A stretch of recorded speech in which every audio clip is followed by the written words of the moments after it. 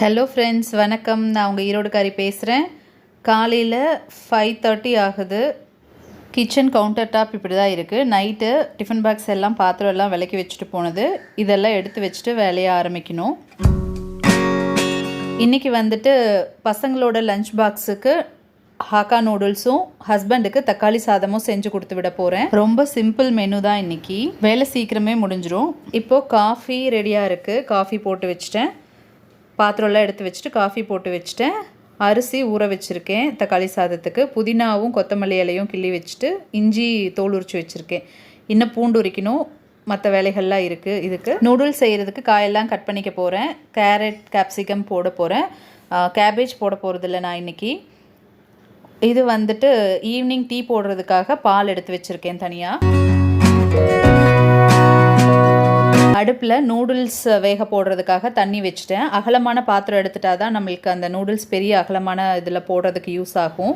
தண்ணி சூடாயிட்டே இருக்குது. அதுக்குள்ளே வெஜிடபிள்ஸ் எல்லாம் கட் பண்ணி வச்சிடலான்னு கட் பண்ணி வச்சுட்டேன். தேவையான கெச்சப்பெல்லாம் எடுத்து வச்சுட்டேன். இந்த நூடுல்ஸுக்கு vinegar, tomato ketchup, red chilli sauce use பண்ண போகிறேன். சோயா சாஸ் நான் இன்றைக்கி யூஸ் பண்ண போகிறது கிடையாது.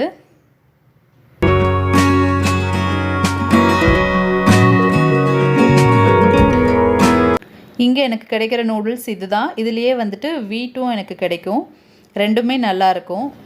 வீட் நூடுல்ஸ் வந்து இதை விட கொஞ்சம் கம்மியான நேரம் நம்ம வேக வைக்கணும். அப்போ தான் நல்லாயிருக்கும். இல்லைனா அது ரொம்ப குழஞ்ச மாதிரி ஆகிடும். பேக்குக்கு பின்னாடியே அவங்க கொடுத்துருப்பாங்க எவ்வளோ நேரம் வேக வைக்கணும்னு சொல்லிட்டு. 5லேருந்து 7 நிமிஷம் வரலும் வேக வைக்க சொல்லியிருக்காங்க. 5 நிமிஷத்துக்கு கம்மியாகவும் நம்ம வேக வைக்கக்கூடாது, 7 நிமிஷத்துக்கு மேலேயும் நம்ம வேக வைக்கக்கூடாது. கரெக்டாக 5 to 7 மினிட்ஸ்க்குள்ளே நம்ம வேக வைக்கணும். அந்த பேக்லேயே கொடுத்துருந்தாங்க கவர் பண்ணி வேக வைக்க சொல்லி. அதனால் க்ளோஸ் பண்ணிட்டேன். இப்போ ஒரு 6 மினிட்ஸ் ஆகிடுச்சு. ஒரு கொலாண்டர் வச்சு அந்த தண்ணியெல்லாம் நம்ம ட்ரெயின் பண்ணிக்கலாம். இப்போ ட்ரெயின் பண்ணுறப்பவே நம்ம டேப் வாட்டரை ஓப்பன் பண்ணிவிட்டு அதில் மேலே ஸ்டார்ச் எல்லாம் இருக்கும், அதெல்லாம் நம்ம நல்லா கழுவி விட்டுட்டோம் அப்படின்னா இந்த நூடுல்ஸ் ஒன்றோட ஒன்று ஒட்டாது. இந்த நூடுல்ஸ் நான் அப்படியே ஃபுல்லாக போட்டுட்டேன். அதனால் நல்ல லென்த்தியாக இருக்குது. இல்லை உங்களுக்கு இப்படி வேண்டாம், கொஞ்சம் லென்த் கம்மியாக இருந்தால் போதுன்னா நீங்கள் வேக வைக்கிறப்பவே அதை உடச்சி நீங்கள் போட்டிங்கன்னா குட்டி குட்டியான லென்த்தில் உங்களுக்கு கிடச்சிரும். பசங்களுக்கு நார்மலாக இந்த மாதிரி லென்த்தியாக இருந்தால் தான் பிடிக்கும் இல்லையா, அதனால் நான் அப்படியே வச்சுட்டேன். இதுக்கு இடையில் நான் கட் பண்ணி வச்சுருக்கிற வெஜிடபிள்ஸ் எல்லாம் வேக வச்சுக்க போகிறேன். இந்த வெஜிடபிள்ஸ் எல்லாம் பார்த்தீங்க அப்படின்னா ஒரு 70 to 75% வெந்தால் போதும்.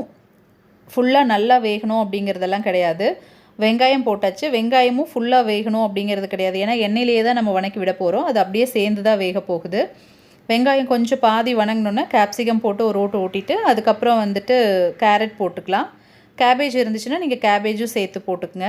நான் கேரட் கொஞ்சம் சேர்த்து போடுவேன். என்னோடய பசங்களுக்கு கேரட் ரொம்ப ஜாஸ்தி இருந்துச்சுன்னா பிடிக்கும். உங்கள் குழந்தைங்களுக்கு என்ன வெஜிடபிள் ரொம்ப பிடிக்குதோ அதுக்கேற்ற மாதிரி நீங்கள் வெஜிடபிள்ஸ் ஆட் பண்ணிக்கோங்க. எவ்வளோ கலர்ஃபுல்லாக இருக்குது பாருங்களேன். இந்த வீடியோ எடுக்கிறப்போ விட எனக்கு இப்போ பார்க்குறதுக்கு ரொம்பவே பிடிச்சிருக்குது. ரொம்ப கலர்ஃபுல்லாக இருக்குது.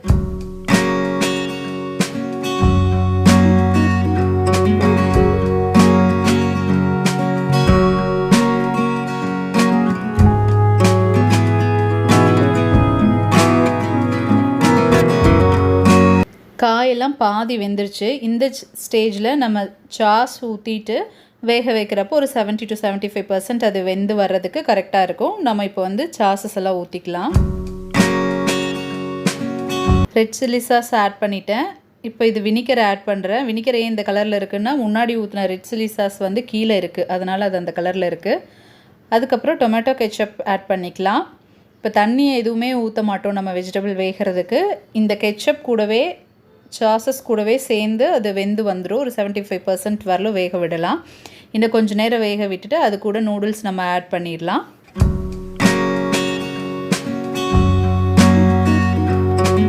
இந்த சாஸஸ் எல்லாம் காரம் கொஞ்சம் ஜாஸ்தி வேணும்னா ரெட் சில்லி சாஸ் ஆட் பண்ணிக்கோங்க. இல்லை பெப்பர் கூட நீங்கள் இதில் ஆட் பண்ணிக்கலாம். காரத்துக்கு உங்களுக்கு காரம் இன்னும் கொஞ்சம் ஜாஸ்தி வேணும் அப்படின்னா.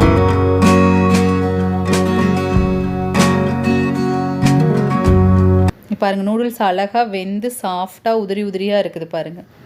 இப்போ நூடுல்ஸையும் வெஜிடபிள்ஸையும் நல்லா நம்ம மிக்ஸ் பண்ணிக்கலாம். இது 2 கையில் நம்ம மிக்ஸ் பண்ணால் தான் நல்லாயிருக்கும். 2 கரண்டி வச்சு 2 கை யூஸ் பண்ணி மிக்ஸ் பண்ணணும். நான் ஒரு கையில் கேமரா வச்சுட்டு மிக்ஸ் பண்ணுறதுனால என்னால் பண்ண முடியல. இப்போ கேமராவை வச்சுட்டு நான் நல்லா 2 கையில் மிக்ஸ் பண்ணி விட்டுக்க போகிறேன். இந்த மாதிரி சூப்பராக அழகாக கலர்ஃபுல்லாக ரெடி ஆயிடுச்சு. இந்த மாதிரி கொடுக்குறப்போ பசங்க கடகடன்னு காலி பண்ணிடுவாங்க. ஃப்ரெண்ட்ஸோட ஷேர் பண்ணி தான் சாப்பிட்டாங்க. அவளோட டிஃபன் பாக்ஸ் தான் வந்துட்டு ஃபஸ்ட்டு காலியாச்சு அப்படின்னு சொல்லி வீட்டுக்கு வந்தோன்னு சொன்னால், ஸ்நாக்ஸுக்கு வந்து இன்றைக்கி அன்ஹெல்தி டே தான். எல்லா நாளும் வந்து நம்ம ஃப்ரூட்ஸே கொடுத்து விட முடியாது. அவங்களுக்கு பிடிச்ச மாதிரியும் வாரத்தில் 1-2 நாள் நம்ம கொடுத்து விட்டாகணும். அதுக்கு அவங்களுக்கு பிடிச்ச மாதிரி ஒரு ஸ்நாக்கும் கூடவே என்னோட சாட்டிஸ்ஃபேக்ஷனுக்காக 2 நிலக்கடலை உருண்டையும் நான் வச்சு விட்டேன். குழந்தைங்க 7:30க்கு கிளம்பிடுவாங்க. அதுக்கப்புறம் ஹஸ்பண்டுக்காக தக்காளி சாதம் செஞ்சு ராய்த்தா வச்சு அவங்களோட டிஃபன் பாக்ஸுக்கு அது கொடுத்து விட்டேன். அடுத்த வீடியோவில் பார்க்கலாம் ஃப்ரெண்ட்ஸ். வணக்கம்.